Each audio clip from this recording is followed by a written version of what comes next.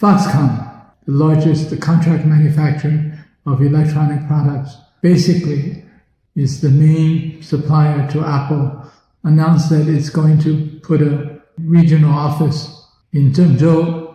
They had an operation in Zhengzhou, and they're putting R1 billion additionally. Now, why is this important? It's important because Foxconn, under pressure from the US, including from Apple, started to move its assembly operation and contract manufacturing operations to Vietnam and India in the last 4 years. What happened? Is it coming back to China? If it is, what does it imply about their operations in India especially, and in Vietnam? I think what's significant here is that companies are driven by profitability, by profit, and what China represents is the most efficient system for profit generation for these corporations. For example, the Chinese market itself creates economies of scale. For another example, China has the most sophisticated and advanced infrastructure to provide the supply chain efficiently and extremely quickly.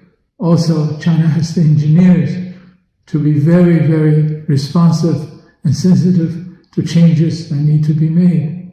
Can India match that? Market size, yes, but not in terms of per capita income. If you don't have the income, you don't have the purchasing power. So even if the population of India is larger, but at a per capita GDP at 1/5 of China, it's very difficult to have the same consumption power. Infrastructure. India has a long, long way to go in terms of building infrastructure. Education.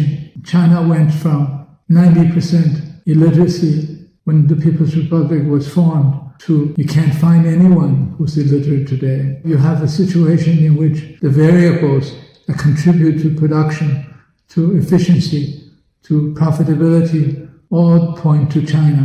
Now, under pressure from the US, some operations had been moved to Southeast Asia and India. The result, loss of profitability, especially in terms of Apple.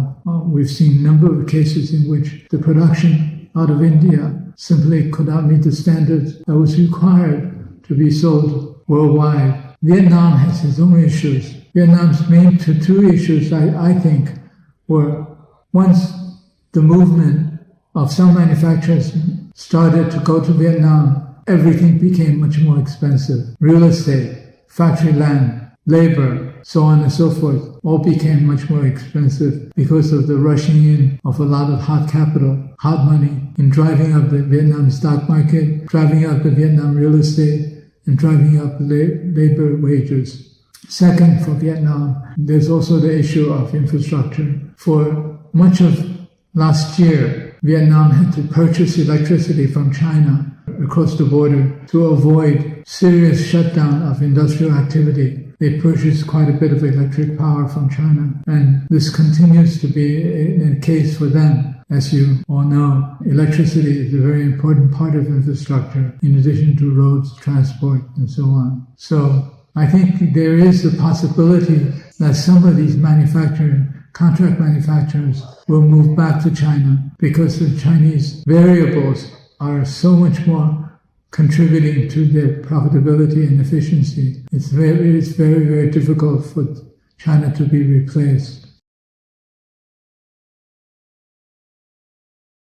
朋友都知道我是很挑剔的，防晒乳我选 KS 皇家呵护抗光清爽高防晒凝露，因为它有媲美蓝光神盾的抓藻植萃，保护我在阳光下延缓肌肤老化，维持青春弹力。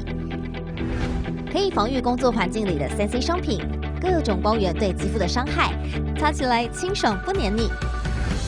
我特别喜欢它做到海洋友善，365天，天天抗光抗老化，是我的保养日常。你呢？呵护您，呵护全家人，专属你的 KS Royal Care 抗光清爽高防晒凝露。